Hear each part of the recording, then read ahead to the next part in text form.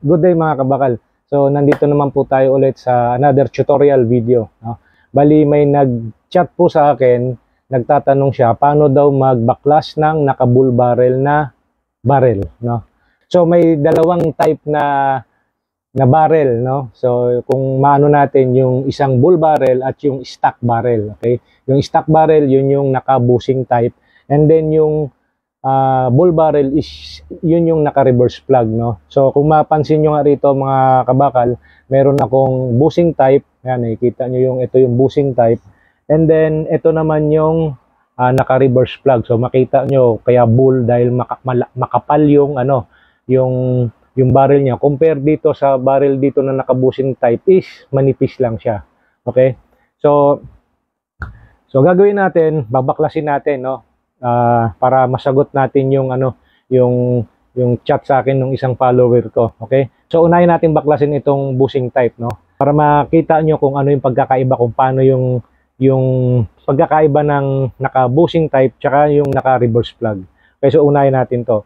Dito sa bushing type, ang unang tatanggalin natin dito is tong coil spring guide tsaka yung recoil spring. So para matanggal natin to, kailangan iikutin natin tong bushing niya, yung barrel bushing niya. So pagtatanggalin nyo to mga kabakal, so ihaharap natin ganyan. So ibababa nyo yung bushing ng spring, and then iikot nyo itong pag naibaba nyo ito, iikot nyo lang itong barrel bushing ng kanan, no? Pakanan, no? Kung nakaharap diyan pakanan, no? So pagka ganyan, yan, dahan-dahan nyo, no? So take note mga kabakal, no? Itong na to, pagka naikot nyo ng tong bushing niya sa kanan, tatalsik na itong, pwede na itong tumalsik. So tatalsik na itong bushing ng recoil spring. So kailangan malayo sa mata nyo dahil tumatalsik to, kasi baka mabitawan nyo, magpa-pop out yan, lilipad itong spring guide, no?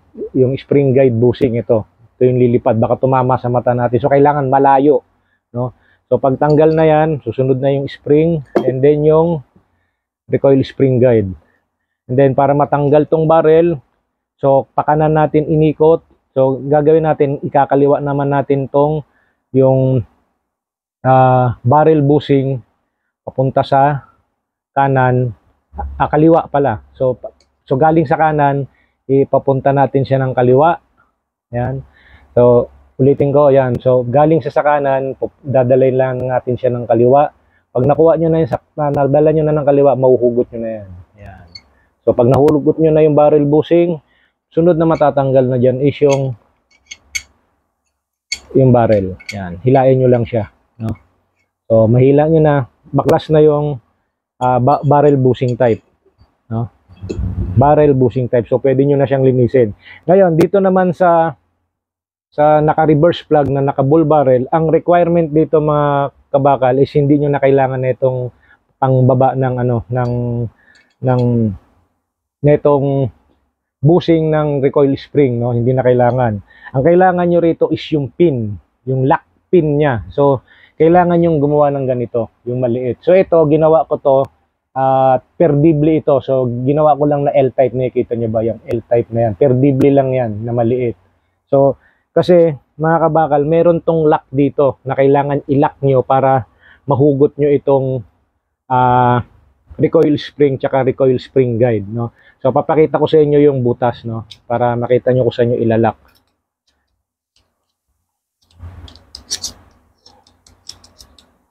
Pakita ko sa inyo yan. Ito tigas. Hindi. Tigas eh.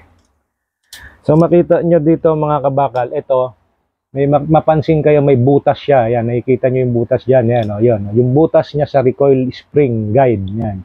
Diyan nyo ilalagay yung pin. Okay? So, itong pin na ito, itong pin na ginawa natin na L, so ipapasok natin to pag ganyan, isushoot nyo sa butas na yon. Yan. Pagka nakapasok na yan na ganyan, bitawan nyo. Yan, bitawan nyo na dahil nakalock na siya, no? So, ito, pagka na-shoot nyo na yung pin, mahuhugot nyo na yan. Yan. Matatanggal nyo na itong spring guide tsaka yung recoil spring kasama na nung reverse plug niya. So ito reverse plug na tawag dito, hindi na yung Actually, ano rin siya, bushing din siya, pero reverse plug na tawag, no? So, pag natanggal nyo na ganyan, susunod na dyan is yung barrel na. Wala na siyang barrel bushing kasi nga naka-bull barrel na siya. Yan. So, hugutin nyo lang na ganito. So, yan, tanggal na siya. Okay? So, ganun lang. So, pag natanggal niya na, pwede nyo nang linisin yung barrel. Tapos, yung mga, yun dito, pwede nyo nang linisin. So, yung iba naman, kung paano tanggalin yung extractor, yung firing pin, ay ituro ko naman dun sa mga previous videos ko. So, gano'n lang mga kabakal, no? So, yung sa follower ko na nag-ask kung paano mag-backlash ng naka-reverse plug. So, gano'n lang. Sundan nyo lang tong video na to mga kabakal.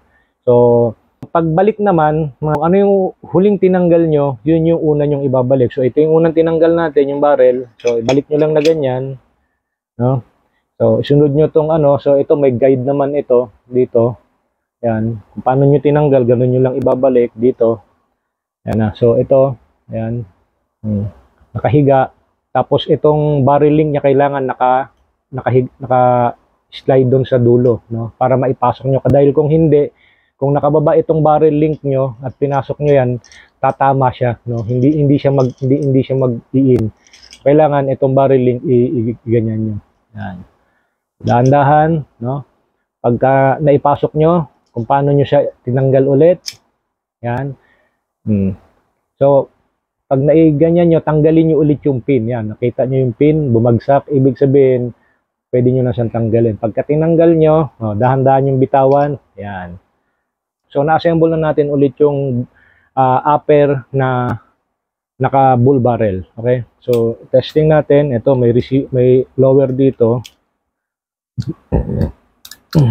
Check natin kung may magazine muna. Wala. So, safe siya. Yun. Tapos,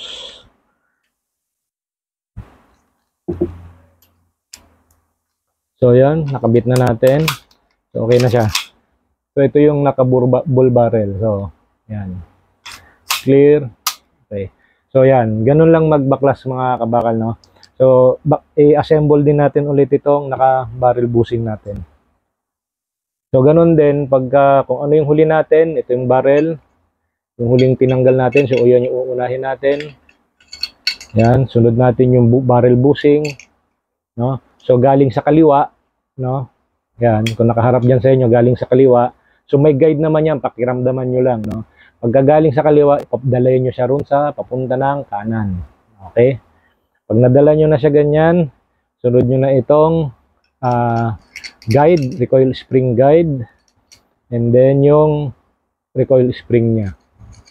After nun, yung recoil spring bushing, so ibaba nyo lang siya, ilak nyo siya ng barrel bushing, then para ano nyo, ibaba nyo pa siya ng todo-todo, yan, para mag-lock. Yan, yun. So pag nag-lock, okay na siya. So, gano'n lang kadali mga kabakal mag-assemble.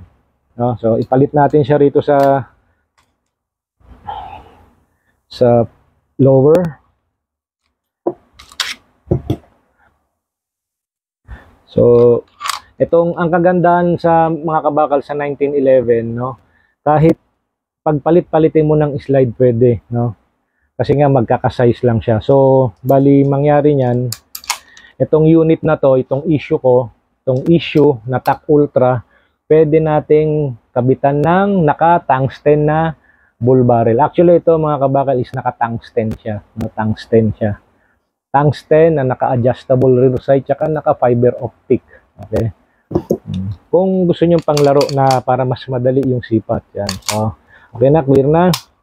So, gano'n lang kadali mga kabakal, no? Yung magpalit ng naka-reverse plug na actually, mas madali pa ngang mag-backlash ng naka-reverse plug, no, compare dun sa naka-barrel bushing. Kasi yung sa barrel bushing, tatanggalin mo pa yung barrel bushing. Dito sa reverse plug, ipipin mo lang yung ano, lagyan mo lang ng pin. Lagyan mo lang ng pin, diretso na siya. No? Madaling tanggalin. Matatanggal ng buo yung recoil spring guide, recoil spring, tsaka yung reverse plug niya, and then susunod na dun is barrel. No?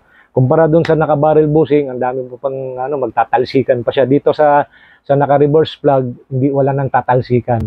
Okay? So, dito na ulit magtatapos mga kabakal. So nakita niyo yung pusa doon sa likod ko. So bago magtapos yung dito na ulit mga kabakal magtatapos itong maigisi kong video about doon sa pagbaklas ng naka-reverse plug and naka-bushing type na barrel. Okay? So sana po mga kabakal makatulong itong simpleng video ko para doon sa mga baguhan. So sa susunod pong ulit mga video mga kabakal. So mga kabakal, good day, God bless, and mabuhay po tayong lahat.